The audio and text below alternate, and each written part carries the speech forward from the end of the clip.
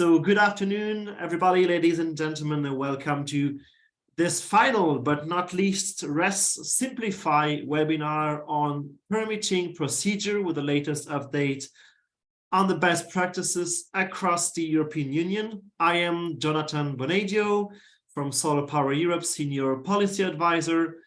I will have the pleasure to accompany you for the next 2 hours where we discuss with experts from the commissions, from national associations, from the private sector, from consultancy, about permitting, about special planning, about good practices, and how we can still improve in this area.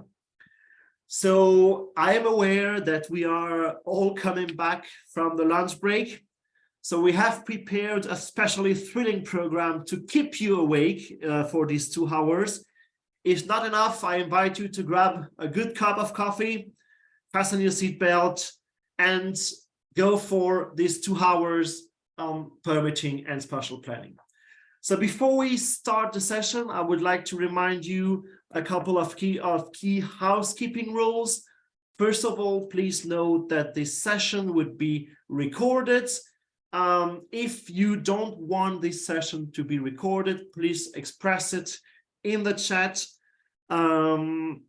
Also, to inform you that all the presentation will be shared after this webinar, so you don't have to take notes. You can just relax and listen, and you will have the opportunity to ask questions in the chat box after the session with the participant, the overview of permitting procedures. So towards the end of the webinar, so you will keep yourself here. One very last important element. I mean, we have 2 hours together. We have presentations from the Commission, from our consultancy Clarion. We have a round table with 5 participants, and we want to give the opportunity to you to comment on these very important findings. So just a message to the participants: I will pay particular attention to timekeeping in this session. So just a quick message to all these participants: if you want to see this very sign, this 1-minute sign, it means that you have 1 minute left for your presentation, not more, so that we keep good quality time also to exchange with participants. I will start this webinar by a quick introduction. And I will introduce a bit where we are at the solar sector. So on the next slide, what we will see is that the solar sector is beating any record from year to year. Last year in 2022, Europe installed 41 gigawatts of solar power. This is the equivalent of 12 million solar powered homes in the EU. This is also the equivalent of 41 nuclear reactors or 10 big nuclear power plants. So this is really an important figure to keep in mind. But we need more. We need more solar power in order to fill the gap for the missing gas imported from Russia. And for this, permitting will be key. If we go a bit deeper in the analysis in the next slide, what we can see is that solar power has been the fastest growing renewable energy sources these past years. We have now more than 200 gigawatts of EU solar plants in Europe, with leading countries from Germany, Spain, Italy, the Netherlands, France, Poland, Belgium, etc., etc. So really leading countries, Portugal as well, leading countries in terms of solar installation and in terms of markets. In the next slide, you can actually see what the growth is expected. So we expect further growth, 29% between now and 2023. This would be indispensable also to reach our energy security targets. On the next slide, there is something that you can see the tendency is clear for solar power. We have 10 gigawatt markets. A gigawatt market is a market that installs more than 1 gigawatt per year. We're expecting almost to double our numbers of gigawatt market in Europe by 2026, with sometimes very unexpected, very unusual suspects such as Sweden or Finland, which are also deploying massive amount of solar PV, which illustrate that solar PV is potential everywhere in Europe. On the next slide, we can see the prospect for 2030. I think there are two important figures to keep in mind. Is that under the medium scenario, so not even the most ambitious, we are almost reaching 1 terawatt, so 920 gigawatts by 2030. This is the medium scenario. And what we see currently is that member states in their National Energy and Climate Plan, NECPs, aggregated plan for 300 gigawatts total installation, which means that member states are 3 times lower than the potential, than the medium potential. And it would be extremely important to reflect this potential. We will see it by updating the figures, but also by providing the right framework. Talking about it on the next slide, with all these figures, you might wonder, you might ask me, but why do we still need better permitting if we have such a promising boom of solar PV all over Europe? First, because it still takes 1 year to get a rooftop permit for solar PV in certain member states, and up to 4 or 5 years to permit new ground-mounted solar projects. This is not compatible with the energy emergency, with the energy supply crisis that we are facing, but also with the climate emergency and with the purchase power emergency as well. So all this together makes a push, makes a pledge for better permitting framework. So this is the words of introduction. Thanks indeed for your attention. Without further ado, I will leave the floor to Vera Kissler. Vera is a policy officer at the European Commission, and she will introduce the RES Simplify, Renewable Energy Simplify project, the methodology, also the rationale behind the project to better understand where we come from and where we are going to. Thanks indeed, Vera. The floor is yours. Thank you very much, Jonathan, for the introduction. Good afternoon to everyone. Yes, I'm dealing with the permit granting procedures in the DG Energy's unit dealing with renewables and energy system integration. And I think we all know that, as Jonathan presented, it still takes too long to get permits for renewable energy projects. In the wind sector, it takes even longer than in the solar sector. But this definitely has an impact on investors. It can make projects more costly, more risky, can even lead to the installation of outdated technologies.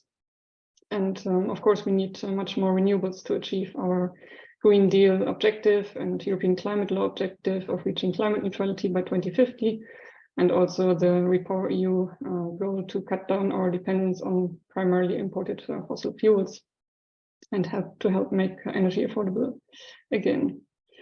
The Renewable Energy Directive of 2018 already includes provisions to streamline and accelerate permitting for renewables. Most importantly, there is a 2-year deadline for administrative procedures and the obligation for member states to provide a single contact point for project developers. However, we saw that member states find it difficult to implement these provisions and they asked for guidance. This is why we launched the RES Simplify study back in 2019, 2020. to analyze in detail all the barriers, but importantly also the good practices which exist across member states. And Yoga will present to you the outcomes of this study in a while. But first, to continue drawing a bit the policy context, the interim report of the RES Simplify study was a major input to the RES permitting package, which the Commission adopted last year in May as part of the REPowerEU plan. We adopted a recommendation to member states, which was accompanied with a detailed guidance showing different areas of improvement and good practices. And we also presented a proposal to clarify and extend the provisions on permitting and planning, spatial planning as well, of the Renewable Energy Directive. This is now in the final stage of negotiation. One of the proposals is the introduction of go-to areas or acceleration areas on land and on sea, which member states would have to designate for one or more types of renewable technology. And in these areas where environmental impacts are pre-assessed and expected to be low, member states would then be required to issue permits within 1 year. In addition to this, at the end of last year, we proposed and the Council adopted an emergency regulation, which is now in force for 18 months until June 2024, which introduces faster permitting processes for certain types of projects, which can be rolled out quickly and have the least impact on the environment. This includes namely solar energy equipment on artificial structures, mainly buildings, also the upgrading of existing power plants, so-called repowering, and the deployment of heat pumps. And for this, the emergency regulation sets deadlines which are really short and ambitious of 3 months, and this regulation is directly applicable and enforced now. The regulation also introduces a presumption of overriding public interest, and this comes into play when balancing different legal interests for projects. This applies to all renewable energy projects. And to sum up, all these initiatives share the same goal to simplify and speed up permit granting procedures for renewable energy projects, including their grid connection, to improve the spatial planning in favor of faster deployment of renewables, and to ensure also good citizen and community participation to ensure public acceptance. Many of the actions which we have recommended will have to be taken at the national level. And to monitor the implementation of our recommendation of last year, we are in the process of setting up an expert group of member states. It will meet for the first time next month. This expert group will build also on some actions which have already taken place over the last month and last year. For example, concerning the process-related barriers which were identified in the RES Simplify study, work has already started in the framework of the Single Market Enforcement Task Force, where member states have analyzed these barriers and committed to tackle 84 of them in total. On the environmental side, we organized some peer learning workshops together with environmental experts on accelerating procedures and enhancing public acceptance for renewables. And moreover, several member states have applied and are now making use of our technical support instrument to implement RES permitting reforms. So we are seeing progress, and today I'm curious to hear from you about the latest developments from the industry's viewpoint. Hopefully you can report on some improvements and emerging good practices. So this can feed in the final report of the RES Simplify project and our upcoming actions also in the expert group, which I mentioned. So thank you very much. Thanks indeed, Vera. Very interesting and just very, very thrilling to see so many things going on the permitting side between the emergency regulation, the directive, and of course the implementation of the former directive. We will discuss it in the next table, the round table. But now I have the pleasure to welcome Jurga. I hope my pronunciation is okay. Jurga Talat-Kelpsaite, Senior Project Manager at Eclairion, that is going to offer us a deep dive into the RES Simplify findings with a presentation of the conclusions and the best practices. Jurga, the floor is yours. Well, thank you very much. Yes, today I have the pleasure to present results of our nearly 3 years, years old study. We are still working and finalizing next month. We started this project in 2020, and as I said, today is the last dissemination event in this project, where we spread the good practices we collected in this project. And we do not only want to spread the good practices we already collected, like Vera already said, we would also like to collect further input on good practices if you have something additional to what I will present. We are happy to take this into consideration also in our final project report, which is due by the 18th of April. So during the discussions, we are really keen to hear more about good practices in your countries. Next slide, please. And next slide, please. So what was the mission of our Simplify study? It was, of course, the improvement of administrative and grid connection procedures for renewable energy installations in EU member states. And we try to achieve this improvement through, first of all, research, analysis, and benchmarking of status quo in the member states with regards to permitting procedures, barriers, and good practices. Then we analyzed the good practices identified and prioritize some of the best practices in the EU countries with permitting procedures and drafted some policy recommendations. And one of the big elements or tasks of this project is also dissemination and communication of project results. And this, like I said, today is the closing session of a row of dissemination events we had in the past couple of years. And next, I think it appears here that in this project, at the beginning of the project, we already drafted 29 very detailed country reports, which are publicly available. So some of you most probably already know these reports, and our interim report, which is also publicly available. And in this country reports, we in detail described our, not our, but administrative and grid connection procedures in the target countries. And we identified also approximately 400 barriers related to permitting procedures and grid connection procedures in the EU member states, and also 50 good practices, which we then analyze in more detail. Next slide, please. So this table demonstrates which technologies per country, or for which technologies per country we analyzed the administrative procedures and related barriers, and also good practices. So you see that the focus was on electricity sector and mainly wind and PV technologies.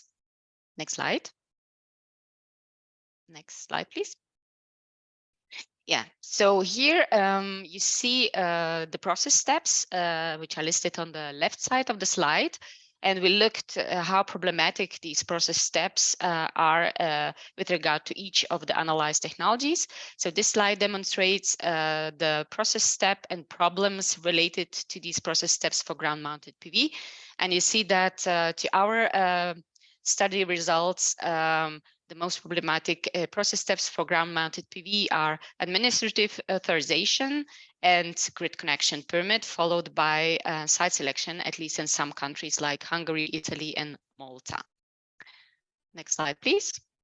If we look at the rooftop PV technology, you see that the picture is more bright. You know, you have here more green color, which gives a signal that no barriers have been communicated by the interviewed stakeholders in the member states, but there are some problematic process steps still in the member states, at least some of them, when it comes to administrative authorization, grid connection, and also corporate legal fiscal process step.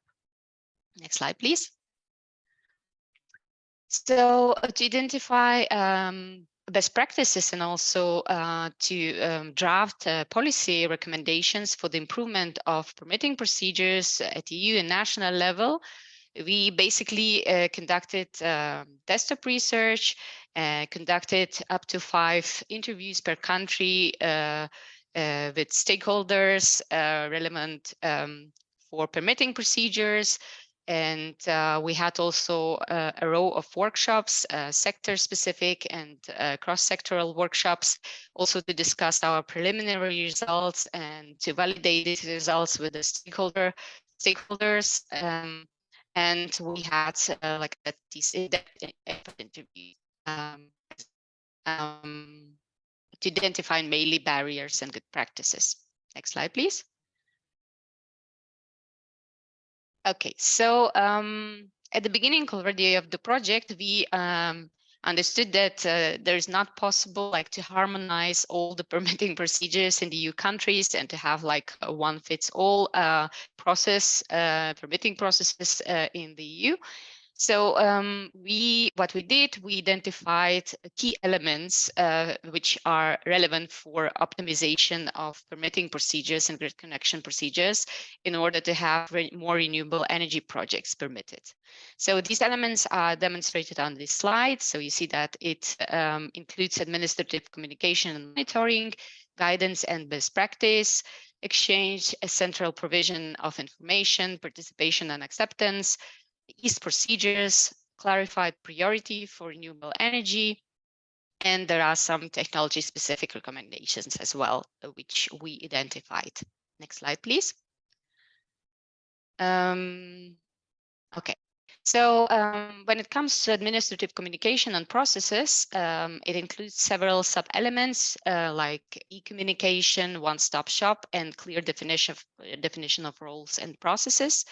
So e-communication, of course, eases the work for authorities, and it speeds up permitting of projects. And of course, which is also very important with e-communication, it is easier to monitor the processes and to identify the bottlenecks or where processes are slow to certain barriers, and then to conduct analysis of these barriers identified and to address them with some countermeasures, for example, if it comes to staffing or infrastructure issues. Second sub-element is one-stop shop. Our research results show that one-stop shop in the countries can be designed differently. So there can be technology-specific one-stop shops, like for example in Denmark when it comes to offshore, and also optional ones. The one-stop shop can support applicants in the permitting procedures, but also can act as an authority, permitting authority itself. Which is also important is to set clear roles and define clear roles or roles clearly, and processes as well, so that the authorities understand their responsibilities, and those involved understand which documents have to be submitted per process step and how they need to be processed. The number of authorities has to be limited to the number needed, so to say, in order to reduce the complexity of the process and also to improve efficiency. It should be transparent which documents have to be submitted for which process step, and which is also very much important is that the deadlines are clear for each process step, not only for the whole permitting process to have just one deadline. Next slide, please. So here a couple of examples we identified in the countries, like I've mentioned before. This is concerning offshore wind, but for example, in Denmark, it can be applied, of course, to other technologies as well, including PV. But here, the Danish, for example, Energy Agency serves as one-stop shop for offshore procedures. And this agency coordinates all the permitting processes with the relevant authorities, which are responsible for different interests related to offshore. Next slide, please. I will not go through each example, best practice example here because of time limits, but you can read everything in our reports, of course, which, as I mentioned, are publicly available. So the next element, which is important to improve administrative procedures, is guidance and best practice. So guidance might be guidance at EU level, which often happens, like we heard also from Vera already, and also at national level. So those guidelines for stakeholders at national level should be even more detailed because they relate to the specific framework, national framework. They have to be based, of course, on the information which is easily accessible. Which is also important is monitoring of the processes. This is important, of course, to identify the barriers and to remove them because it's not sufficient just to have like processes set if monitoring is not in place and some barriers are identified and then adaptations are needed. This is important also that processes are adapted if something is not working in practice. Next slide, please. Yeah, here again, some examples. I'm referring only to Portugal. We have Portugal as well with the presentation, so maybe we hear something here as well. But there is a task force of Renewable Association APREN in Portugal, which assesses barriers in permitting, licensing, environmental impact assessment, and grid connection. And this is to support the government entities on measures to tackle barriers and to speed up the permitting procedures in the country. Next slide, please.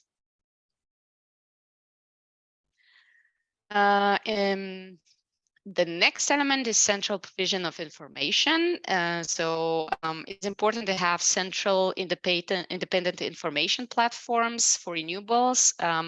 So they provide like independent information this way, of course, the processes are facilitated for the project developers. These have to be, of course, the data has to be kept up to date. And there might be just one central platform containing all these information relevant for the projects, or it might be also separate platforms, technology-specific platforms, which even more might reduce the complexity. Online GIS databases and maps are also relevant, which was highlighted by the stakeholders we interviewed. And these databases should include information on restricted areas, information on grid availability, or generally on rest potential. And with this information, of course, the project planners can focus on those sites which are more promising and for those on those projects which are more promising. A real game changer could be, for example, the active conduct of environmental assessment by the authority themselves, which is not yet happening in the member states. Next slide, please.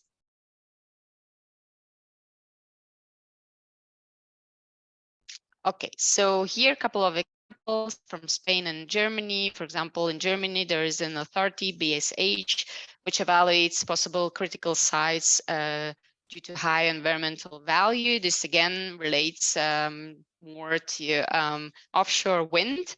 But for example, it's also a good example that the site is evaluated and then the planners have easier way to find sites without any objections in a later stage from the authorities. Next slide, please. Important is, of course, I don't think I have to mention, but participation and acceptance measures for the project. So I think this is also more relevant for wind project, but also for ground-mounted PV larger projects. I think this is also important. So it is important to include citizens and local communities as far as possible and as early as possible at the beginning or even to the projects, because this way, of course, the project's acceptance can be assured and opposition, which is still problem in many countries, can be addressed or at least minimized. Next slide, please. So here we identified several measures, at least in Denmark, which are important in order to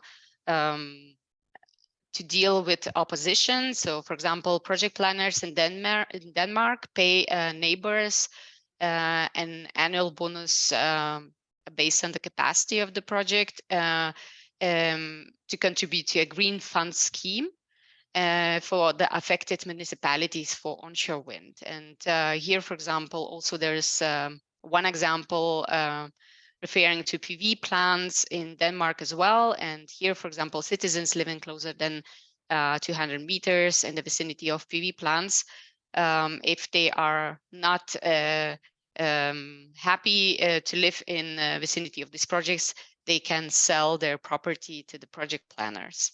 In Luxembourg, some subsidies are being paid to those municipalities, for example, which install many projects in their area. And these municipalities receive like subsidies from the state, and these subsidies can be then used for some local purposes. Next slide, please.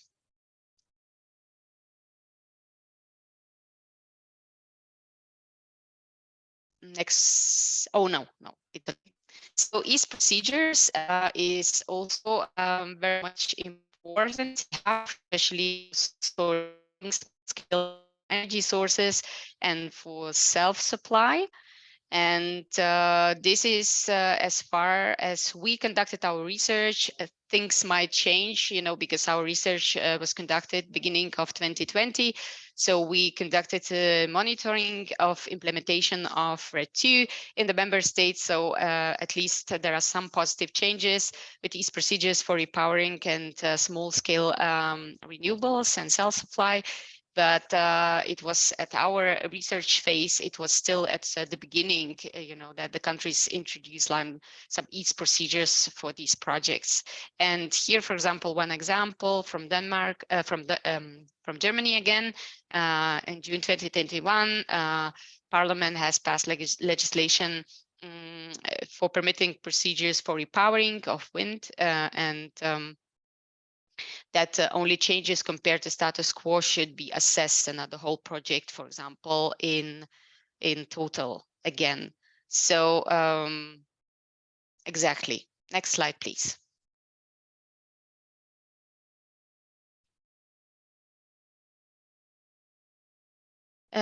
Clarify priority for us. I'm afraid that Jonathan will show me 1 minute slide right now because I see it on the screen. But yeah, so it's really important to have political backing for renewable energy projects. So it should be expressed in planning strategies, and it's important to have in these planning documents, strategic planning documents, to have like a consistent breakdown of national targets, not only on national but also regional and local level. And it's also important to have specific measures to achieve these targets. It's very important, which already was highlighted by Vera at the beginning of this webinar, to have the renewable energy sources defined as public interest or overriding public interest. This already happened in Germany, I think, so far. And I will tell this, I think, on the next slide, but exactly, this is still at the beginning, and it's still to be seen how it works in practice. But in Germany, there was already one court a decision on this, and renewable energy project was gained this overriding public interest also through the court, which shows that it somehow already functions in practice, at least in Germany. It's not sufficient to have political backing for renewable energy sources or have them defined as overriding public interest. It's also important to make sure that authorities are fit for the purpose, which means that authorities have to be fit in making decisions on permitting of projects within the required deadlines. And this means also that the competent authorities have to be sufficiently staffed, and that the staff of the competent authorities has to have sufficient expertise to deal with these permittings. And this is unfortunately not always the true. We heard from many countries that understaffed competent authorities is a huge barrier for permitting procedures in the countries. Okay, speeding up. Next slide, please. Then I've mentioned this example from Germany, so we can skip this slide and exactly go to the closing words. When talking about optimized procedures for renewable energy, the following elements have to be taken into account. So there should be a clear sequential description of the processes. The responsibilities of authorities should be clearly assigned individually. And it should be transparent, clear which documents have to be processed and submitted at which process step. Deadlines are very crucial for each process step. It should be also monitoring, not only the deadlines are set, there should be monitoring to check that these deadlines are really kept in practice, which usually is not the case still in the countries. Next slide, please. It's also important that processes sufficiently take into consideration differences of the projects and, for example, the size of the project, technology, and type of the project. So the rules should be slightly different depending of if there is a new installation or repowering or self-consumer installation. Concerns from other interests should be taken into account as early as possible in order to address the opposition at a later stage. And the process design should also include clear framework also for complaint procedures and deadlines for these complaint procedures. And last but not least, an appropriate IT infrastructure should be established in the countries, which is also still a huge barrier because processes, as demonstrated by our project, are still very little, if at all, digitalized in the EU member states. And stakeholders would like to have them more digitalized, which of course would help not only with the submission of the documents, but also with the monitoring of the processes. I think that's all. Next slide, please. Yeah, thank you very much for your attention. And I think we will discuss after all presentations more. And as I said, I'm keen in hearing more good practices from your countries to mention that those in our final report to share with others.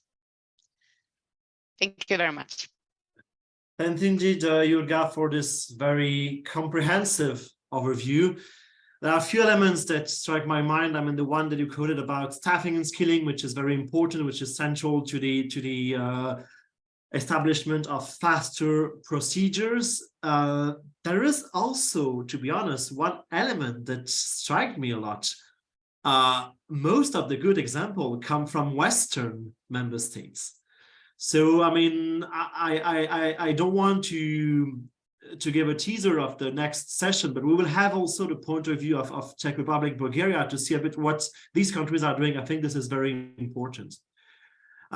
We have two questions from the audience from you. One of them you have partially replied already, which is the are the results of that you presented the original study, and is there going to be an update? This is the first question. The second question is about the platform of e-communication. What examples do you have? What platform exists, and who can access these platforms? So two questions from you.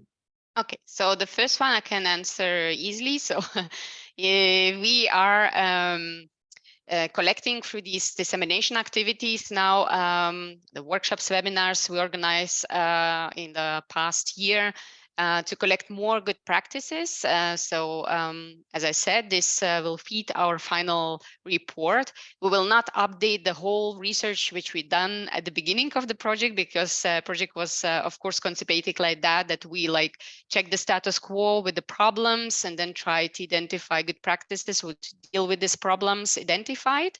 So we will not draft another national reports, because it's very time consuming. As you can understand, the permitting procedures are not that easy, and and there are a lot of permits in the countries to describe. And therefore, we just only update, so to say, the good practice part with additional good practices which we identify through these dissemination activities and monitoring task, which we also conduct, where we check how countries implement the RED II directive. So if we identify there, but we can already say, because we started drafting the final report, of course, for the Commission, and we can already tell that the most good practices we already described in the interim report will be the good practices we already have identified at the beginning. And there will be, of course, some new ones which we will add on this. Concerning the second one, I cannot tell ad hoc, therefore I would urge to read our national reports for digitalization. I don't remember that we would have identified like one very good digital platform to share with other countries, that we would say, look, there's one very good platform to implement also in your countries. I think there are only some elements in each of the country, or not each, in the some countries, elements to take from these countries and to combine. I remember that in some workshop, the Netherlands were talking about some platforms. So we have someone from the Netherlands I saw among the speakers. So maybe there, Nolt, I think, could tell us something about it. But yeah, I cannot tell more about one great example of a digital platform, unfortunately, yet. Thanks indeed, Jurga. I think what we can offer is we can share the link to the Definitely. final and to the national reports on the chat of this webinar, so that everyone has access to the up-to-date knowledge on this. Yeah. Yes, sure. But good. I mean, so we have this overview, European overview of the permitting processes. One thing that you said, Jurga, and what is important as well, is that permitting is something which is evolving very fast at member state level, especially since the discussion on the RES directive, the RED IV, so on permitting, the REPowerEU provisions, also the what we call the RES booster package, the emergency measures. So I mean, the landscape is evolving tremendously fast, which is also very good, because good practices are being adopted by member states gradually. To discuss a bit what is happening at member state level, I have now the privilege to welcome on this virtual stage our 5 panelists for an overview of the permitting procedures and from some panel discussions. So I will start with Belgium, with Roel Locus, which is a project engineer for renewable energy at Encon. Good afternoon, Roel. Then from Bulgaria, sorry, we have Mariana Yaneva, Policy Director at the Association for Production, Storage and Trading of Electricity. Good afternoon, Mariana. We have another Mariana from Portugal, Mariana Cruz de Carvalho, Renewable Energy Data and Policy Analysis as APREN. From the Netherlands, we have Noel Dieger, the Manager, Policy and Public Affairs at Holland Solar. And last but not least, from Czech Republic, we have Jan Krčmar, a member of the board of the Solarny Association. So we will discuss a bit how the member state, how those different countries are doing. We will discuss the next steps and what is to be expected. But since we are already a bit late on schedule, I will, without further ado, give the floor to Roel, who will present the perspective on permitting in Belgium, or in Flanders, should I be more precise, maybe. Roel, the floor is yours. All right, thank you very much, Jonathan. Welcome, everybody. I'm Roel Locus. I'm a senior project engineer, renewable energy for the company Encon. We can go to the next slide, yes. And I will be discussing the permitting procedures for solar energy in Flanders, because as you know, Belgium is split up in 3 regions. Today, due to the lack of time, we will only focus on Flanders. But the permitting procedures are very specific for each region. You can go to the next slide. So at Encon, we are an independent consultancy agency. And with our specific business unit of renewable energy, we focus mainly on solar and wind energy for B2C clients. So we've been active for 20 years, and that gives us a nice overview over the different type of PV projects that are available. And by the way, we not only do this in Belgium, we also do this in Netherlands, Germany, France, Italy. And today we are here as a member of the Flemish sector organization, PV Vlaanderen, to discuss this topic. So yeah, we can go to the next slide. So first of all, what is the current status for permitting in Flanders? First of all, and also very important for rooftop solar installations, there are no permitting. There's no permitting needed in Flanders at this moment. The reason behind this is mainly that historically there was a very strong focus on auto consumption for PV plants. So a lot of companies and homes were encouraged to put as lot as PV as possible on their roof and to use as much of the PV energy on site.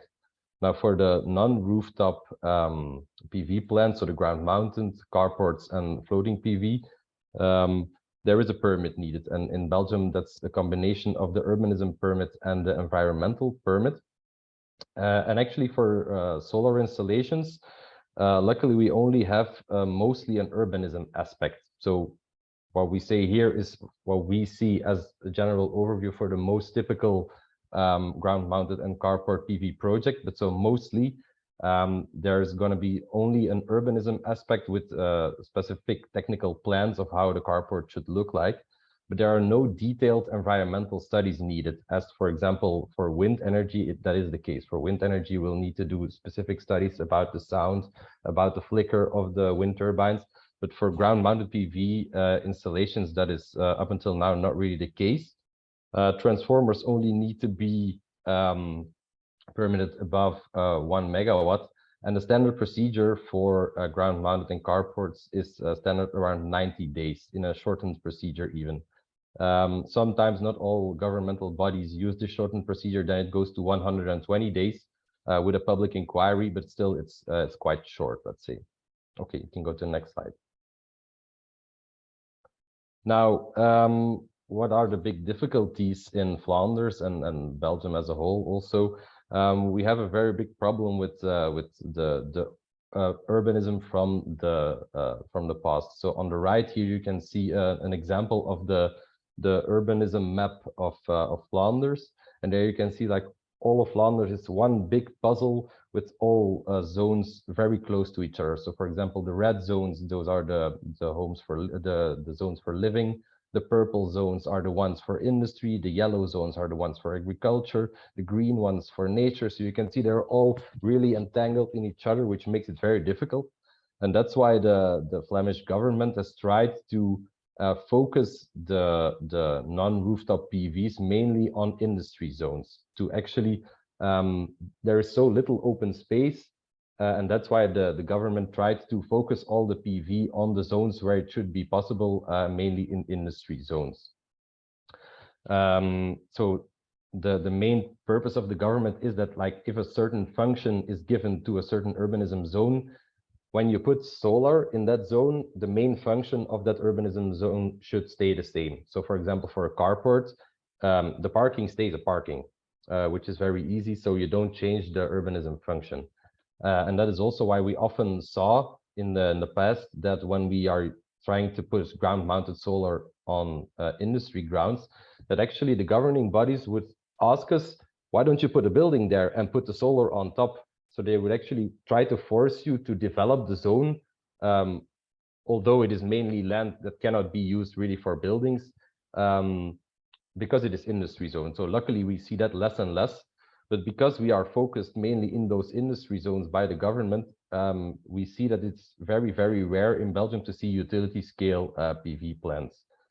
Because of course, yeah, you need a lot of space to put a utility scale PV plant, and those small industry zones that you see in purple, yeah, they're filled completely with industry buildings. So there's only small patches of land available, let's say for sizes of about 1 megawatt of solar, but often not more. So utility scale is very difficult to tackle in Flanders, and the same, of course, then goes to agricultural land. It's very difficult to get a permit on agricultural land because the government wants that the agriculture should stay the main focus of agricultural land, and they want to really protect the scarce open space that we have in Flanders, which makes also that not only utility scale is very difficult to do in Belgium, but also the agrivoltaics is very difficult. So yeah, you can go to the next slide. So that's why, yeah, we from Encom side in Flanders, our main realizations for ground-mounted PV with permit have been carports. As you can see here, for example, for the Waasland Shopping Center and for our client Terbeke. These were about carports for 1 megawatt. And those permitting procedures, they actually went quite well. Our colleagues in the Netherlands, they have a lot of experience on more the ground-mounted systems. And luckily, we start to see also right now that our ground-mounted systems in industry zones are really taking off in the last year. So that's a very good sign. Okay, so that was my last slide. So in case of questions, you can always contact me here through email or my mobile number. Thank you indeed, Roel, for this very comprehensive overview. One thing that strikes me is the difficulty to actually develop ground mounted and to develop agrivoltaics, which is known for having potential benefits also for biodiversity conservation, sometimes even restoration. So it's indeed something we need to work on in the future. Knowing especially that Belgium has quite a share of arable land, almost 1/3 of the country is arable land, so would be the next land to actually tackle for PV. I actually have 2 questions in one for you about this presentation. If you can just keep one good practice, really keep one element when you believe that Belgium or Flanders is doing particularly well in terms of permitting, in terms of planning, and one thing you believe is absolutely, on the other hand, crucial to improve, what would it be? Mm-hmm. Yeah, so I think the one thing that needs to stay the same is the shortened procedure. That's actually what we see now, those 90 days, it's only 3 months that you need to get a permit on industry ground. That's really, I think, if I look at the presentation of Jurga earlier, that's really best practice in the EU. So that's really on 3 months, you can get the whole deal done. And if you do it right, we have often seen it that you can really get that it's really feasible to obtain your permit in these 3 months. So that's very good to of course have that in industry zones. But of course, the one thing that we need to tackle is to make this possibility to also install utility scale PV on agricultural land. Because yeah, I think Belgium is in the EU one of the countries with the least percentage of utility scale plants. And to really go to the next level for Belgium and Flanders as a country, I think we really need to also put some focus on that utility scale, and therefore we will need something on agricultural land as well, which is very difficult up until now. Thanks indeed for the answer. We have a question from Natalia, which is, dear Roel, is there any time limit, any limits for the capacity of rooftop systems?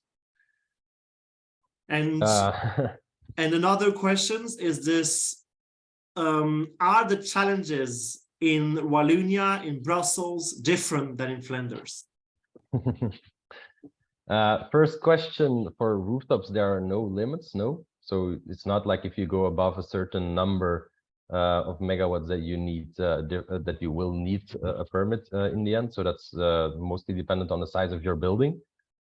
And then for the other question, yeah, Wallonia and Brussels, that's, yeah, they all have their specific problems. For example, you also saw that in the slides of Jurga for Wallonia, the permitting is still a lot slower. For example, you need to hand in everything still on paper. So there's a lot more administrative steps, and it takes a lot longer to get there. But of course, also in Wallonia, we see the first ground-mounted installations and carports being developed. So they are willing to give the permits. That's already positive, but it's not really common practice yet. Okay, we just had a clarification from Natalia on the limits for rooftop PV. It was regarding the permit granting process. So if there is any, in terms of, I guess, in terms of speed, in terms of special treatments which is granted to rooftop PV, is there a size limit? So for rooftop PV, there's no permit needed. So there's absolutely no limit. Well, whatever the size. Okay. Yeah. Okay, very good. We have another questions, but I would like to keep it for the discussion, the panel discussion on the permitting and the changes. Without further ado, and thanks again, Roel, for this very clear presentation. And hopefully that a good example would also be reflected in the update of the RES Simplify report. But now from Belgium, we are moving to Bulgaria with Mariana Yaneva. I have the pleasure to welcome Mariana, who will present the overall situation and discussion on Bulgaria. Mariana, the floor is yours. Thanks. Thank you, Jonathan, for the invitation. Indeed, Bulgaria and Eastern Europe as a whole is not always on the front row when it's about best practices in permitting. But somehow the markets move ahead, and for me, it's today a pleasure to present a market that indeed, in terms of at least the solar, is returning on the map of Europe and with new installed capacities in the utility sector. Just a few words about myself, for those who do not know me. I'm already 10 years into the renewables, and at various steps of my career path, I have worked for the Bulgarian Wind Energy Association. I am now part of Renergy. That is a technical consultancy working mainly specializing on design and engineering for solar and storage projects. And I'm here today under my hat of policy director for the National Association for Production, Storage and Trading of Electricity, which, as the name suggests, deals with pretty broad membership. And its aim is to defend and advise policy developments to improve the business climate for renewables in Bulgaria, which at the next slide you can see is a market that offers pretty good conditions for solar potential development. Beatrice, could you move up to the next slide? Yes, so this is the solar map of Bulgaria, the solar potential. As you can see, it offers very good resource potential for development of such projects. And indeed, most of the current projects that we have under development are focused in the photovoltaic sector. And today I will guide you through the general permitting process that we have for renewables project, recent changes that were introduced to simplify procedures, mainly for self-consumption and mainly for small projects. Of course, the remaining barriers and hurdles that a lot of them we have to overcome over the next few months, I hope so. So on the next slide, I want to put in context why markets in Eastern Europe, especially in Bulgaria, are a bit slow right now on transposition of best practices from EU legislation and, of course, incentivizing more the development of renewables.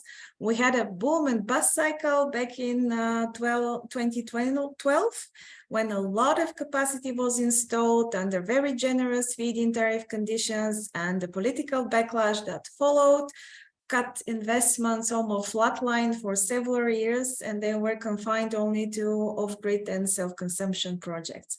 But back in 2019, just when the report on RES Simplify was compiled, some changes were slowly introduced to remove some of the barriers for development of renewable energy projects. And the result you can see on the graph is that over the last 2 years, we are experiencing a return of investor interest, especially into the solar sector, which is generally easier to permit. As you can see in the next slide, the permitting procedure is based on 2 main administrative processes. One goes through obtaining a building permit, and the other one is for grid connections for those capacities that feed their output into the grid. It's a very complex procedure that depends on pre-existing land use, and various spatial planning procedures will apply that require endorsement of the investment project by multiple local authorities on the environmental, on the spatial planning, on the cultural and heritage, on utility use and other infrastructure that goes through the land if it is. And the grid connection is also difficult to obtain. It comes very late in the development projects. In general, the developer needs to have the land rights secured and also the proper land use for the land before even being able to apply for grid capacity requests. And then the final grid connection contract is only signed after the building permit is obtained, which presents a bit difficulty when trying to finance the project at the earlier stage of the development. But in any way, most of the investors, as you saw from the previous graph, are getting the process right. On the next slide, you will see a summary of, I think, the main new introductions into the legislations that were set up to simplify kind of the procedures, at least for small capacities. The latest change that we have since the RES Simplify project report was elaborated actually comes from the start of this year. So projects up to 20 kilowatts in urban areas that are for self-consumption and do not export to the grid enjoy a very simple notification regime. They only need to file for with the local municipality and the grid operator that they will build such a system. Up to 1 megawatts, there are also lighter procedure for permitting, depending on where and what you exactly want to build. And self-consumption up to 5 megawatts. This is like an exception, I think, throughout the European Union, the threshold of 5 megawatts, but only for self-consumption projects. Also enjoy notification regime to the grid operator, but still require a building permit for the infrastructure that will be built. A new introduction from the start of this year is also a development regarding storage. Up to 20 megawatts, you do not need to license as electricity producer, which we think will incentivize at a later stage the development of co-located and hybrid projects with renewables and storage. And storage projects are also defined from the spatial planning procedure as movable objects, which will also lead to a lighter building permit procedure at the later stage. In general, behind the meter storage and self-consumption of solar is also subject only to notification if no increase in the contracted grid capacity of the consumer is envisaged. And these are the few changes that were introduced. As I said, it's mostly focused on self-consumption and mostly focused on smaller capacities. For the remaining hurdles on the next slides that need to be resolved for all small and big undertakings in the RES development process in Bulgaria, grid capacity remains the top #1 issue. You may have heard the grid operator changes forecast for how many grid capacity was requested every few months, and the latest figures that we have is for 32 gigawatts. To put that in context, the whole power capacity, installed capacity in Bulgaria is 12 gigawatts at the moment. So if everything is realized, we could be powered entirely on renewable power. But from request to actually grid connection contract, the path is long, so a lot of the projects will not make it till the end. There are still very restrictive regulations. We have a ban on PV development of agricultural land, excessive red tape, very lengthy and complicated permitting procedure, which are stopping smaller developers from entering the market. And last but not least, there is a very complex technological and market choices that developers need to take into account and consider before choosing the path to market. And this was my last update on the permitting regime. If you are interested to learn more about our markets, you can see them. I can invite you actually to come to Sofia at the end of May. We are organizing a regional event under the resource plan to provide a networking opportunity for buyers and sellers and developers on the market. And in any case, if you have questions specific to the Bulgaria market development, you can always contact me. On the next slides, you can see my contact details with the association. Thank you, and looking forward to answering questions if you have them. Thanks indeed, Mariana, and I echo your invitation to join us at the resource event. It's really an extremely interesting platform, both for business development, for developers, for power producers. So we really encourage you to enlist, to register for this specific event. We have learned a lot from you, Mariana, especially, I mean, one very interesting thing is that Bulgaria has a huge solar potential, at least on paper, and the potential also to become what we have seen in our analysis in the beginning, a gigawatt market in the future. We have seen the barriers, we have seen you talk about the grids, the special ban, which is also on agrivoltaics. So we see that agrivoltaics is a complex topic in many member states. We had Belgium before. So I will just ask you the same question. They are asked to rule, which is, if there was one thing to keep from the existing legislation, from the existing procedures, what would it be?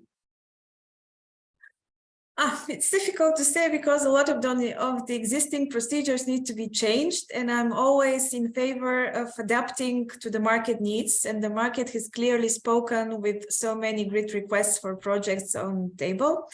What I would like to see is a little bit more political vision and predictability for small and big investors in the field.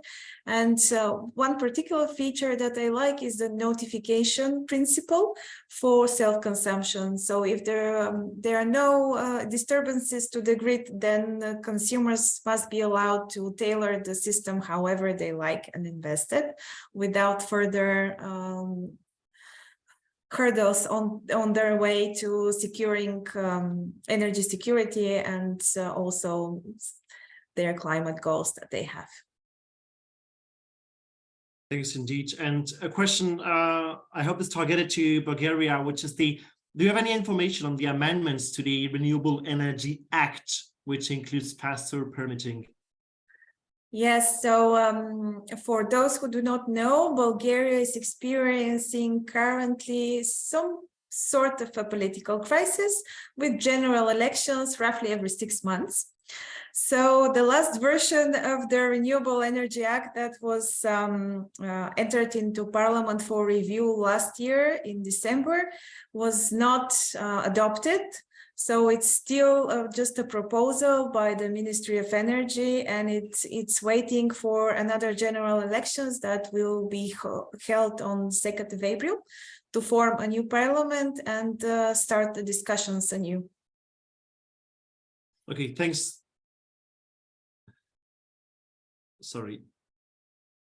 Thanks a lot for this update. Very, very very timely.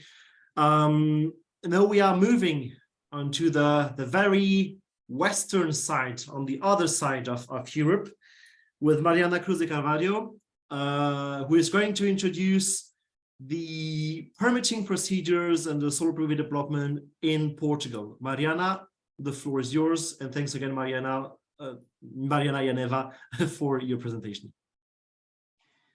Thanks, Jonathan. Good afternoon, everyone. I'd like to thank Solar Power Europe on behalf of APREN for the invitation for this webinar. My name is Mariana Cruz de Carvalho from the Portuguese Renewable Energy Association, and I'm going to share the overview of permitting procedures in Portugal. Next slide, please. So I'll start with the evolution of the installed capacity of solar PV.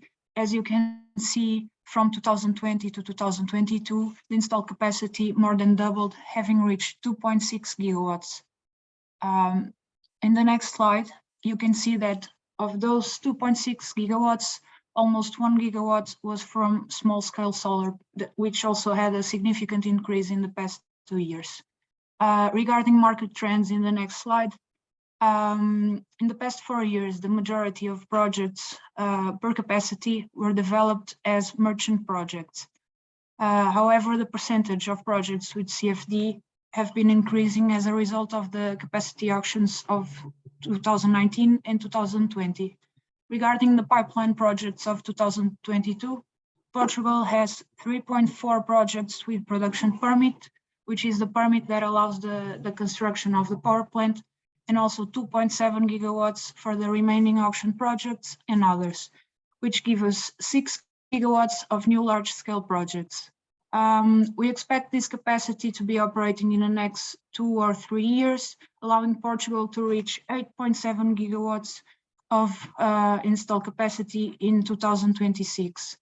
On top of that, we believe that the small-scale projects will continue to grow, resulting in a total capacity even higher than the 8.7 gigawatts. Next slide, please.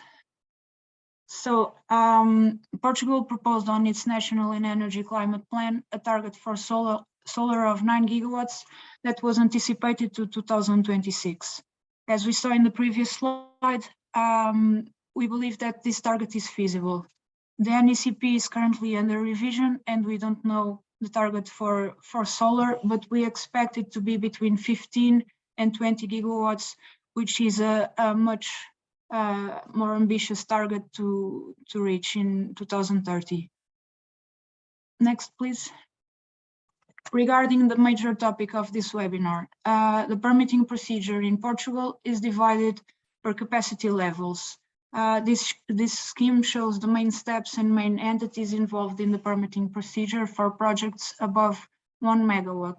This means that this is the project for this is the procedure for the projects that we consider as large scale.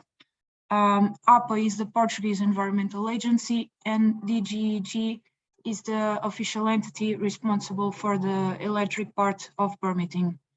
After the developer has the capacity reserve title, which is the title needed for grid injection, he may submit the production permit request. And that process can take less than 6 months or less than 1 year, depending on whether the project needs an environmental impact assessment or not. Then the DGEG can take less than 1 year to issue the production permit. The process to obtain the exploration permit, which is the permit that allows the power plant to start operating, also takes less than 1 year. In the next slide, we can see that the process for small-scale projects is much simpler, depending on whether the developer intends to have grid injection or not. If the developer wants grid injection, then the DSO has to approve the project. And the full process can take 3 to 4 months if all goes well. If the project has to be modified and then the permit has to be also modified, then the process takes much more time. Regarding the achievements of Portugal, in the next slide, we believe that despite all barriers it's a major achievement for Portugal to manage to double the installed capacity in 2 years. We also consider that the regulatory changes is a major achievement. If you see the 3 first bullets, these are 3 major decree laws that Portugal published in last year to tackle the permitting issues to develop new renewable energy projects. And also a few weeks ago, Decree Law 11 of 2023 was published with the new environmental framework. The capacity auctions for solar were also an important milestone. And finally, last month, we had the proposal for go-to areas published. And finally, in the last slide, regarding the current barriers, for large scale, the main barrier relies on the lack of grid availability to connect new projects, and also the lack of trained human resources and technical resources in the official entities. Portugal is still missing a one-stop shop. For small scale, the problem also relies in the lack of human resources and technical resources for the official entities, but also the lack of incentives and the lack of expertise regarding energy communities. And that's it. If you have any questions, I forgot to put my email, but I'll ask Jonathan to indicate it. Thank you. Thanks indeed, Mariana. You will be communicated the contact details if our participants agree by the end of the webinar. Okay. I mean, it's very inspiring to hear about Portugal. I mean, Portugal has in the past 10 years a yearly growth rate of solar PV installation of 33%, which is quite a record in Europe. As you mentioned, it will overshoot its NECP target already by 2025, 2026. It's about to update the target to reflect its potential. So we have very promising elements that you shared with us. We have a questions which is about the barriers. One of the barriers which is identified, which is the grid connection. What do you know about the status of grid connection in Portugal for project above 20 megawatts? Is the grid sufficient? Is there sufficient capacity from the grid for such projects? And what is the statute? The Portuguese grid is completely, it's almost fully booked. Let's put it this way. That's why the capacity auctions came in 2019. The Portuguese auctions, they offered a connection point, not land. It's specifically a connection point where the grid has still has availability. So currently, we don't have any information regarding the upcoming auctions. So we rely on agreements between the TSO and the DSO and the developer, and also the DGEG, the permitting entity, has by law to publish every year where are connecting points available from north to south of Portugal. We are still waiting on this list. One of the decree laws published last year said that this list is to be published every January, and we are in March still waiting for that list. So that's the status for right now. Yeah, so still a barrier, still an element to be improved in the future. Very good. Thanks again, Mariana, for your answer, for your presentation. We are now moving a bit northern with Nold Jager from the Netherlands, who is going to introduce also the permitting procedures in his own country. Nold, the floor is yours. Thank you, Jonathan, also for the invitation. Fantastic to be here. So if we could go to the next slide. Yeah, just quickly to introduce myself. I'm a policy manager at Holland Solar, which is the Dutch Industry Association for Solar Energy in the Netherlands. And let's just dive straight into it. So thank you, Beatrice. I think it would be good to have a bit of an overview of how the market is developing in the Netherlands. We're now at just under 20 gigawatts total installed capacity, and most of what has been installed is rooftop solar. And permitting or the lack thereof is one of the reasons why this segment of the market is so big. I'll get back into that a bit later. I must say we're very optimistic about how the market is going to develop. We're going beyond 50 gigawatts by 2030 is our expectation. And that will require a lot of permits, especially for the ground-mounted solar parks. So Beatrice, if you could move to the next slide, please. Thank you. So as I said, about 70% of the total installed capacity is on rooftops, and practically all rooftops are excluded from a permit. You can do whatever you want on your roof. And so far, that does not require any permits. Of course, it requires a grid connection, but the process of obtaining a grid connection in its essence is not very problematic in the Netherlands. The availability of grid of a grid to be able to connect to, that is a problem, but requiring or acquiring a grid connection in itself, the whole process is okay. For rooftops, they don't require a permit. The only exception is monuments and landscapes, city landscapes. And in those cases, the municipality grants a permit to the building owner. And I must say we have a very good institute, which is the Dutch Heritage and Cultural Institute, and they have published a good framework for all municipalities on guidelines how to grant a permit, in which cases to do so, and in which cases to refuse a permit when it comes to installing solar on monuments and protected city landscapes. Now, of course, the pickle is ground-mounted solar parks, including also those on water bodies.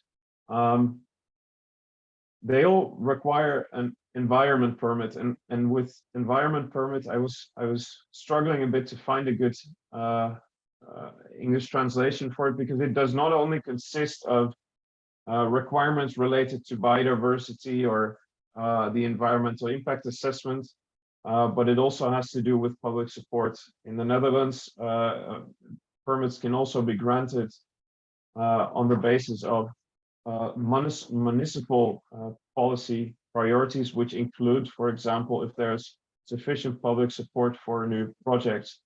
And what we see there is that the Dutch national government has stated the aim of having 50% of all renewable energy projects on land to be owned to a certain degree by people in the neighborhood, which makes it difficult because municipalities have a ground to refuse a permit on the basis that they say there is a lack of public support.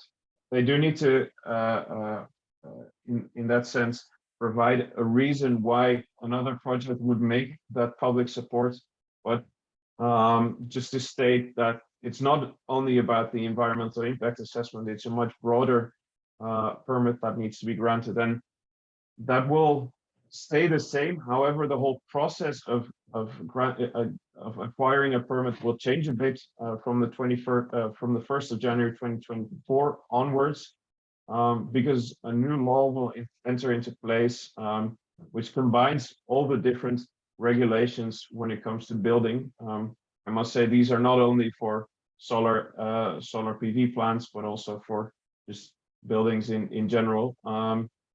And the good thing is, and that's also what Jörg at the beginning of this webinar was referring to, there will be a digital one-stop shop.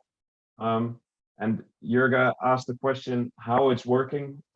We've tested it and it worked quite well. but it hasn't been actually put into practice yet because that will be happening from the 1st of January 2024 onwards.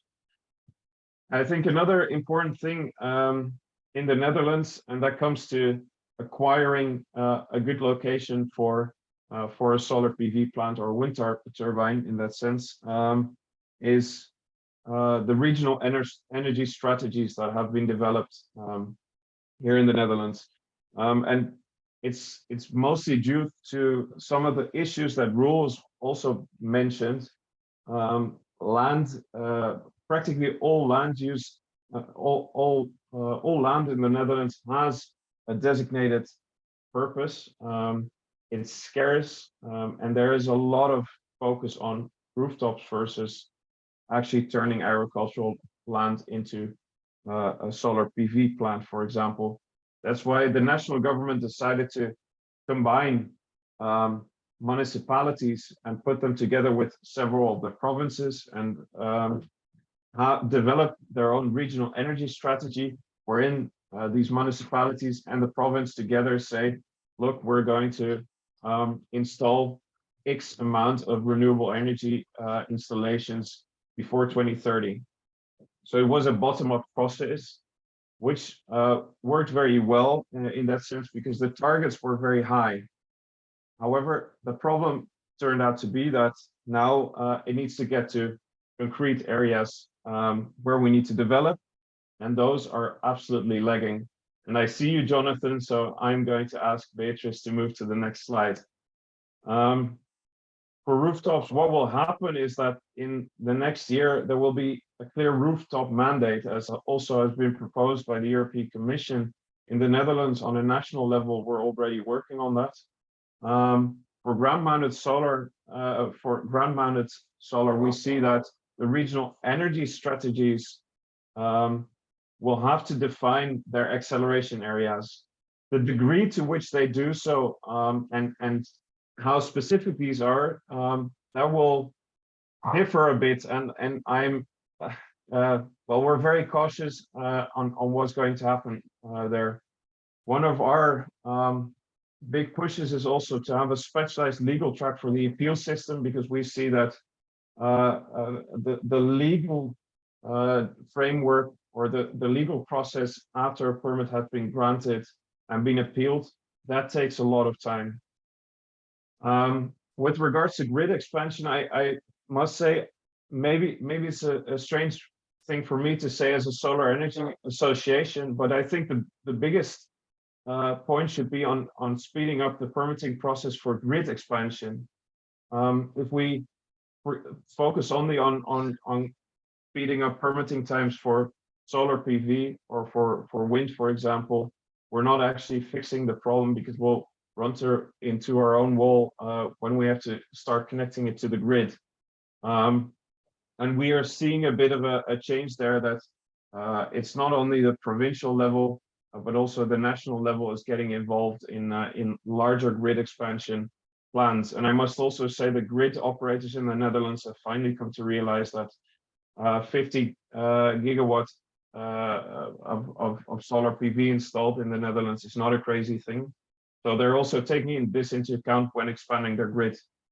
And finally, when it comes to the water bodies, which is, I think, something we forget to mention a lot in this policy area, but there a lot of things are developing when it comes to biodiversity protection and standardization on guidelines. Beatrice, that was my final single, yeah. So here are my contact details. If you need anything, just let me know. Thanks a lot, Noel, for this overview. I mean, here we have a bit the similar case than the Portuguese case, where we have very good figures. I mean, 65% of growth rate on the past 10 years. The Netherlands have become a gigawatt market since some time already. I mean, when you travel around the Netherlands, you will see a lot of PV panels on the roof. So it's really something which is refreshing to see. I'm going to ask one question to you, given the optimistic vision, 50 gigawatts, which is feasible. What is still the core, the main improvement to achieve if we want to go to these 50 gigawatt that you mentioned?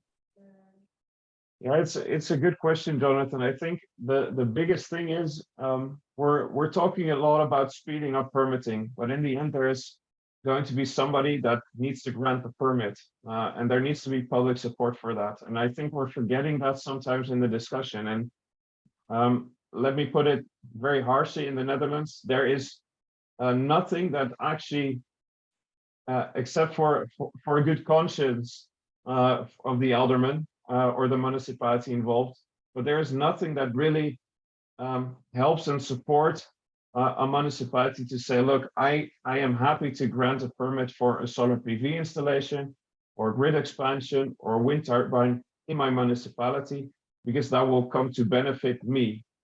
Because we see a lot of discussions between municipalities that they're saying, okay, look, we're all in favor of renewable energy, but let's just do it across the border. You grant that permit and I won't. So I think there needs to be a system in place where we say those municipalities that really start granting permits fast, they get a benefit, and as opposed to the municipalities that are lagging behind. There needs to be a carrot and a stick involved there, because otherwise we're not going to make 50 gigawatts. This is a very thought-provoking answer. Thanks a lot. And this leads, thanks for your presentation. This leads me to the introduction of our last but not least speaker, Jan Krčmar from the Czech Association for Solar Energy, who will present the case in his country. Jan, the floor is yours. Thank you, Jonathan. Thank you to Solar Power Europe for inviting me to present to you today. As Jonathan said, I'm the director of the Czech Solar Association. We're a typical national association covering the entire life cycle of solar and the entire supply chain through our members. So I will tell you a little bit about the renewable scene in specifically solar power and the question whether solar power can keep Czech industry competitive. First slide, please. So maybe just an introduction why Czechia has not really been in the spotlight when it comes to renewables, because we haven't really had any growth after a not really well managed solar boom in the latest or in the early stages of the feed-in tariff era. However, Czechia is a heavily industrialized country that has a lot of future or current brownfields available, from open coal pit mines through industrial zones, maybe even some environmental or some still polluted sites which need to be cleaned up, former military sites, and an energy sector that is highly dependent on fossil fuels, specifically coal, gas. The Czech Republic has plans to build its energy supply on renewables and on nuclear. However, with nuclear, as we all know, it is a bit of a lottery whether the new plants will be built, when, and at what cost. And what makes Czechia interesting is, of course, we're one of the countries to have access to the modernization fund, where there are billions of euro available for renewable energy projects. And Czechia was one of the first, actually, I think the first country to start a call for action from the modernization funds. Can I have the next slide, please? Thank you. So an overview of current permitting. For residential rooftops is fairly quick. There is the only potential problem can be in terms of permitting, can be heritage protection, where sometimes the local authorities are a bit too careful and too cautious, and they are sometimes trying to protect objects that have nothing to do with heritage protection, but they might be seen from a nearby castle. The other current problem is one of grid connection capacity, but in terms of the permitting is actually quite quick. The same goes for commercial rooftops up to 50 kilowatts, where as of January this year, there are no building permits needed. It used to be 20 kilowatts. It was raised to 50 kilowatts. Which is a positive development, because last year the Recovery and Resilience Fund was launched, and there was a support program for rooftop commercial solar with over 6,000 applicants, a lot of them under 50 kilowatt. So it's quite good that thousands of companies will not need to seek a building permit. There are, however, problems when the building owner is not the owner of the PV system, because that is then considered a building on top of a building, and you need all the permits and even zoning permits for that. But what makes Czechia interesting is I think the prospect for ground-mounted solar, because as I said, we're a heavily industrialized country with an automotive industry. I think one of the most industrialized countries in Europe, which of course makes us an interesting market, or a market which needs ground-mounted solar, because we cannot sustain our industry just on rooftops. And this here the permitting is very dependent, largely dependent on the location. We have seen a lot of different applications of laws and permitting in the different regions. We still have to say we are still quite under the influence of the negative reaction to solar over the past 10 years, and we are now currently trying to chip away on those little obstacles that are holding up the development of solar. We are expecting the first solar power plants to be commissioned this year, for the first ground-mounted solar for the last 10 years. Actually, the first one was built already earlier this year and connected. It's a 5 megawatts system. But in terms of permitting, currently we face a problem that authorities tends to require more than they actually should. So we have seen cases where investors were asked to supply an opinion by the DSO on the project, the projecting of the project in order to obtain a building permit, which is not necessary. Last year, we saw several regional authorities requiring a smaller version of the environmental impact assessment, the SEA, which then turned out, after we intervened, it turned out it was rather a precaution, because as I said, for the last 10 years, especially since 2011, solar had been well, it used to be a swear word in Czechia because we had this boom, which people didn't like. And a lot of the local authorities are still under the impression that they are supposed to block the development of new renewables. Then we have seen that some local authorities specifically look for reasons why not to grant permits. We pushed through a law change this year, actually at the end of last year and this year.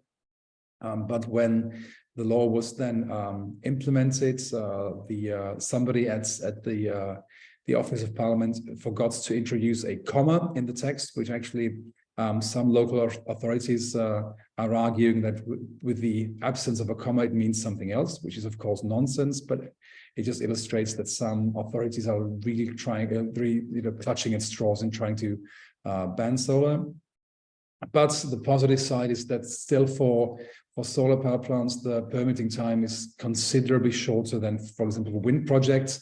And we are seeing projects now this year being commissioned or being commissioned that were started maybe last year or 2 years ago. So it's actually not that bad.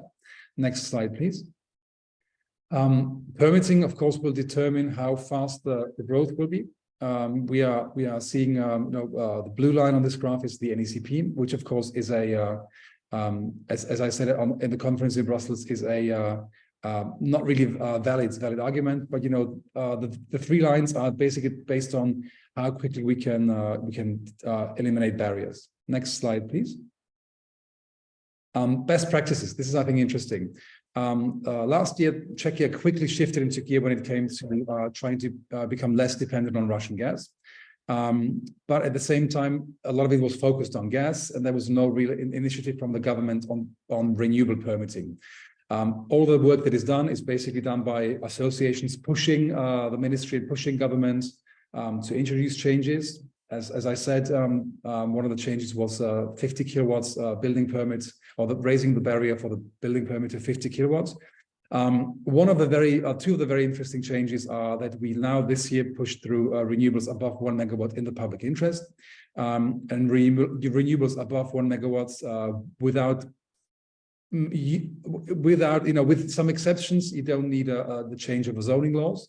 and zoning plans, which is quite good. And we've laid the building blocks for the foundation of the building blocks for go-to zones.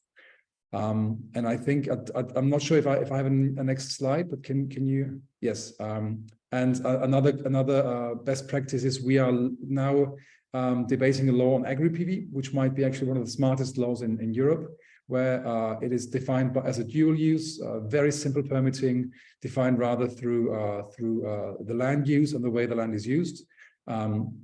And we're hoping that Czechia will be one of the first countries in Europe to have a proper agri-PV law in place from the beginning of next year. And that's all from me. Thank you very much. I think we can skip this and go straight to the discussion. Thank you. Thanks indeed, Jan, for also this very comprehensive overview, but very interesting elements on the new law, which is actually a very good transition to the discussion with the participants, because we had a question which is any measures that have been implemented recently a result of the implementation of the EU emergency measures for December? Is there a willingness, an opportunity to align between national provision and EU provision, or is it, from your perspective, disconnected? Well, I can tell you a specific example. We were trying to push through, based on an EU exemption, substituting the environmental impact assessment with a smaller version, with a SEA, and the Ministry for Environment is against it. And they are trying to find reasons why this doesn't apply to the Czech Republic. So we've seen really no real change. And the Czech Republic or the Czech government and ministries are telling us that they will be waiting not for guidelines, not for recommendations, but for directives from the side of the EU. And this is very important to remember when you're in Brussels. Member states quite often, especially in our case, when it comes down to the ministerial, to the level of the public servants, are not proactively trying to remove barriers, but they're just trying to do their job. And very often these the EU exemptions or the guidelines are analyzed in terms of whether this will create more work for public servants, for civil servants. And sadly, we have to say we've seen several changes on the post of the Minister for the Environment. The new minister still has to put his mark on the ministry, and currently doesn't have either the willpower or the actual power to push through significant changes. Okay, but this is very interesting that you quote actually the time consuming of these provisions. I mean, this is quite at the core. We have discussed staff already in the beginning. I mean, you better, no matter how efficient, how precise the regulation would be, we will need the staffing elements. We would need the administration, local administration to follow. I want to expand the questions to the other participants. I'm thinking this might be a Dutch bias, but I'm thinking of Roel or Nold. Is there on your side, is there anything that you have seen change with either the discussion on the directive, so as an anticipation of the directive, or as the emergency measures? No, unfortunately not. Even though we're closer to Brussels than Jan is, no. It's I mean, we're talking about it, but we're not doing it. And that is something we see that national policy changes and the European policy changes, they're not working in a synchronized manner at the moment.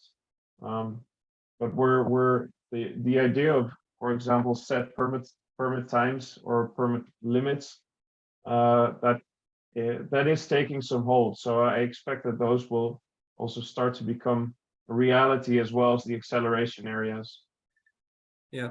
We'll present in the next slide, just before closing, a bit what we have been monitoring from the implementation, and your voice is quite echoed. I mean, I see that Roel has the same expression that I translate from, meaning no, not in our backyard either.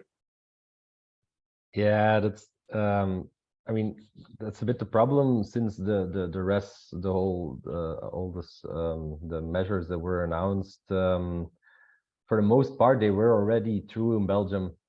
And yeah, that gives the government a tap on the back, like, yeah, you're doing so well, but that doesn't mean we're still not ambitious enough. And that's sort of the problem, like on a European scale, we're doing quite well, and that's how the government sees it, but we should be a lot more ambitious. And that's why, yeah, our policy changes in Belgium should be more focused on going even further than the rest simplify. It should really, we have so much knowledge in Belgium concerning PV, we should just go to the next level on different parts. Yeah, it's always good to see indeed this margin, this room for improvement, for maneuver. We are going slowly to the end of this webinar. I see that we still have more than 120 participants, so very good to see the attendance of this website, of this webinar. I have, see if there is no other question, I would have one last question, which is quite a specific question for Jan.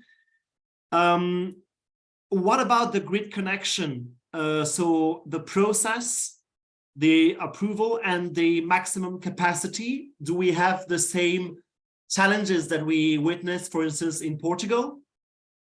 First of all, hello, Martin. The grid connection is a real problem this year. It's the big bottleneck because DSOs have been asleep at the wheel for the last 12 years. I think we can probably say that. We are seeing massive problems in terms of connecting residential solar, where in certain regions people are told they can't connect, or they can't connect without any surplus fed into the grid. In terms of large commercial solar, sometimes companies are told that they can't connect, let's say, a megawatts, but only 99 kilowatts. Because the framework does not allow DSOs to connect companies or factories without any excess surplus into the grid. And in terms of large scale solar, there's a problem that we don't have a transparent system in terms of booking capacity. So 2 years ago, investors who wanted to know where there is capacity in the grid were basically forced to fill out hundreds of applications all around the country, because Czechia did not have a map of available grid capacity. So they just submitted grid connection requests all around the country. But now they actually hold a lot of the capacity which is blocked in the grid. And sadly, the grid operators don't really want to talk about how to change the structure and how to change the way grid capacity is allocated. And we are still in the process of trying to explain to them that the situation has changed dramatically, and that we don't need waiting time, don't need waiting lists. We need to completely change and overhaul the process of grid connection. But since Czechia is the only country in the EU where we have we measure residential consumption and production on each phase separately. This is something which happens only in the Czech Republic, and which costs Czech prosumers quite a lot of money each year, which is because of the DSOs. We do have a handicap in this respect, sadly. So this will be one of the key battles of the key battle areas this year. Thanks indeed, Jan. Very interesting to know that, knowing that the connection to the grid and the simple notification procedure is also part of the RED II provisions, so also something for small scale to be implemented. This leads me to the last part of our webinar, which is an overview of the way forward. We have seen with the presentation of RES Simplify projects how the renewables have been tackled for the permitting process, what has been the overall administrative procedures, and what are the bottlenecks, what is the status quo. What we have now analyzed and what we propose to analyze at Solar Power Europe. And I will give you here a bit of a teaser of our work, is the way forward of EU permitting. On the next slide, you will see that we have been monitoring, thanks to our national associations, the implementation of all the potential provisions regarding permitting, be it the implementation from the RED II, the second Renewable Energy Directive on one-stop shop digitalization, the deadlines, but also the provision from the so-called RED booster and the emergency regulation, the overriding public interest, the specific provision on artificial structure, the positive silence, the simple notification, and also the implementation of the provisions from the upcoming directive on permitting. And we will publish these results in the coming month, but as a teaser, I think it's important to, and very interesting to witness that member states still have progress to make, even in the implementation of the previous directive. We have level of implementation of the RED II, and this will be reflected in the last RESimplify report, which are below 50% at EU member state level, with member states that really are not following the permitting rules, especially when it comes to deadlines. We still have a lot of member states where the deadlines either do not exist or only exist on paper. You will see here on this graph from the dark green, which is fully implemented, to red, which is not implemented at all, with the nuance of mostly implemented as partially implemented. This is a very important element. So another important element is that we still have some positive features, positive provisions at member state level when it comes to small-scale PV, simple notification, exemption of impact assessment, exemption of building permit. Here we have quite a enabling framework, and we really salute these. And we have a gradual number of member states that have implemented or are in the implementation of acceleration areas, or go-to areas as they were formerly named. This is important, but we are still cautious, and it will still be part of our analysis to see to what extent these provisions, these favorable areas, acceleration area, are really delivering in terms of renewable installation and are not leading to no-go areas or to restriction or to speculation on land. So all these elements we are also monitoring them. We have extracted a couple of good practices to briefly show you on the next slide. We have identified good practices from France, from Italy, into supporting the energy transition, from Spain and Greece into providing good spatial planning, good procedures. Once again, all this will come in our report. And on the final slide, on the next slide, you see also good elements on simple procedure for small-scale, shorter permitting deadline, and the implementation of the overriding public interest. So as a general conclusion of this webinar, I first want to thank all the participants for their presentations, their national insights, and their reply to the questions. I think it was a very lively and important debate we have. As a conclusion, we see that even though there are some progress that are made, there are still some room for maneuver. There is still some margin of progress at member state level. Also interesting to see that the EU legislation needs to trickle down also at member state level and be implemented properly.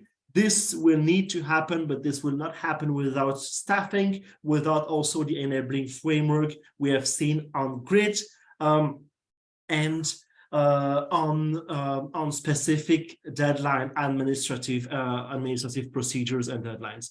So all these elements will be very, very important in the future.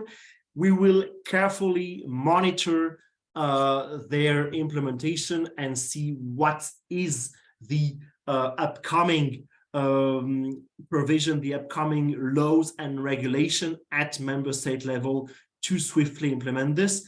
But more importantly, we will look at what is happening on the ground, if what is enshrined into law is actually delivering, because we have to deliver on solar PV deployment. As I said in the introduction, we have 60 gigawatts to deploy in 2023. This is 50% more than today. And for this, we will need not only good permitting, but the best available practices at national and EU level. Thanks again for your attention. Thanks again for your participation, your active participation, and thanks again to all the participants for these overviews. I wish you a great afternoon and a pleasant rest of the day. Thanks a lot. Bye-bye. Thank you. Bye. Thank you. Bye. Thanks everyone. Bye bye.